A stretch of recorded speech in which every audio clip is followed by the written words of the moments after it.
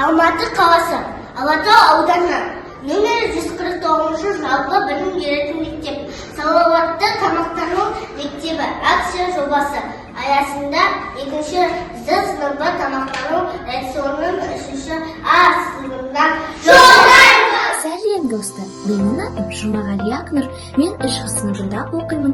Бүгін біз дұрыс тамақтануды өтеміз. Дұрыс тамақтану денсаулық кепілі. Біріншіден, тамақты үстел үстінде ішу керек. Екіншіден, тамақты асықпай ішу керек. Үшіншіден, тамақты уақытымен ішу керек.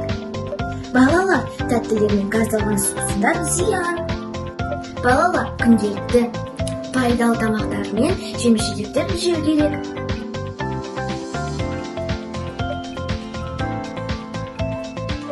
Балалар, денсаулық басты байлық.